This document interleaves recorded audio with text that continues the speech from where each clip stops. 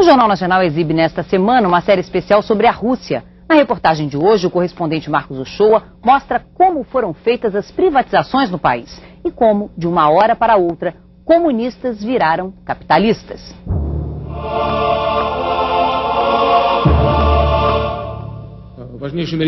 O presidente Putin e os burocratas do Kremlin anunciaram que 2001 foi ótimo. A Rússia cresceu 5%, investimentos 8%, produção industrial 5%, saldo na balança comercial de 50 bilhões de dólares. Em suma, as coisas não podiam estar melhores. É uma pena que a população russa tenha uma opinião tão diferente. Filas de fato são coisas do passado. Os supermercados estão abarrotados, os shopping centers também. Só falta dinheiro. Porque a realidade do russo normal é bem mais humilde. O velho ábaco em vez da máquina de calcular. Cartão de crédito é o cartão da vendinha. É nas feirinhas que se compra tudo e, sinal dos tempos, sem embalagens. Tudo se leva em sacos plásticos. Os ovos são arrumados em cestinhas trazidas de casa.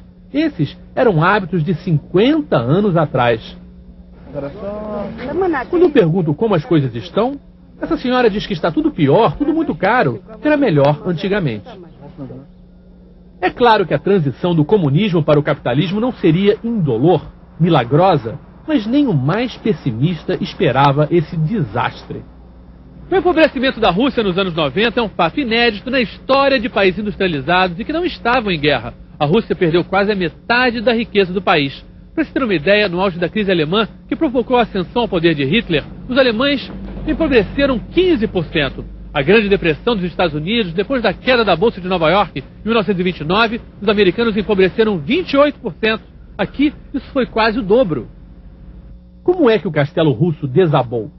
Primeiro é importante se perguntar quem eram os donos do castelo.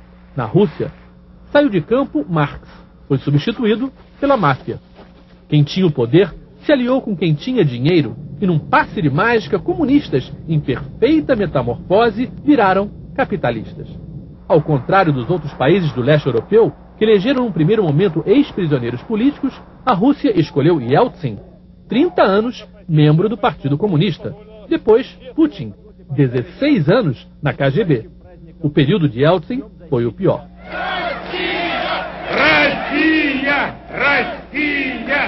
A dívida externa da Rússia pulou de 5 bilhões de dólares para 150 bilhões. Num país em que tudo era do governo, portanto de todos, as privatizações foram escandalosas. Durante 8 anos da década de 90, a Rússia lucrou pouco mais de 9 bilhões de dólares, vendendo 133 mil empresas. Faça as contas, cerca de 70 mil dólares cada uma, baratinho, o preço de um carro de luxo. O Brasil, mais ou menos no mesmo período, ganhou 67 bilhões de dólares, privatizando muito menos. Vamos para fora de Moscou. A 100 quilômetros, na cidade de Pavlov Posad, já foi uma das 5 mais ricas da região. O prefeito nos recebe, é um ex-deputado. Ao contrário dele, a cidade encolheu. Ele diz que as fábricas foram privatizadas, mas que ninguém sabe quem é o dono, quem tem o controle realmente. Nessa cidade, a maior fábrica, a Exiton, produzia componentes eletrônicos para foguetes, os Soyuz, os Buran. Nela trabalhavam 10 mil pessoas, hoje trabalham 800. Mas, de certa forma, o maior desastre aconteceu no setor têxtil, que era o mais forte daqui. Essa fábrica era do tempo dos czares, é famosa na Rússia. Apesar do barulho, na verdade, ela está semi-vazia. Alguns operários pingados aqui e ali. As máquinas são muito velhas. Na Rússia, isso é um problema. Em média, ela já tem 10 anos.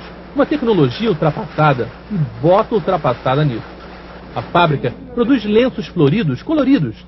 Tem mais de 200 anos. Já teve 4 mil empregados. Hoje, só tem 600.